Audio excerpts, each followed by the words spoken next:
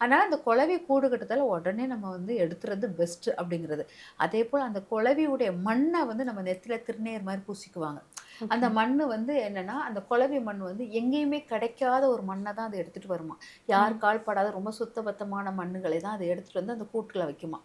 அதனால அதோடைய மண்ணு வந்து நமக்கு ரொம்ப வலிமை கொடுக்கும். நம்ம சொத்து சுகங்கள் சேர்ப்பதற்கு.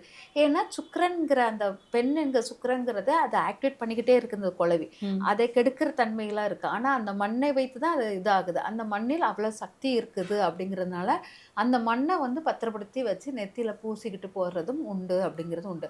ஆனா குளவி கூடு கட்டுதல் இருக்கக்கூடாது. அந்த ம். வீட்டில் வந்து நம்ம பெண்கள் ஜாக்கிரதையா இருக்கணும். ஆண் குழந்தை பிறக்கிறது ஒரு உண்மைதான். அதான் பெண்களுக்கு எதிரா இருக்கிறத நம்ம ஆணாவே பார்க்குறோம். ம். அதனால ஆண்களுக்கு அது சௌரியமாக இருக்கும். பிசினஸ்க்கு ரொம்ப சூட்டபிளாக இருக்கும். அதெல்லாம் ஓகேவா இருந்தாலும், இந்த இடத்துல நமக்கு ஒரு நழுவல் இருக்கிறதுனால, அந்த குளவி கூடு கட்டுற மண்ண எடுத்து நம்ம பொட்டு மாரி வச்சுக்கலாம், அந்த மாரி வச்சுக்கலாம் ஒழிஞ்சு, அந்த கூட வந்து கெட்ட விடக்கூடாதுங்கிறது விடக்கூடாது. முக்கியம்.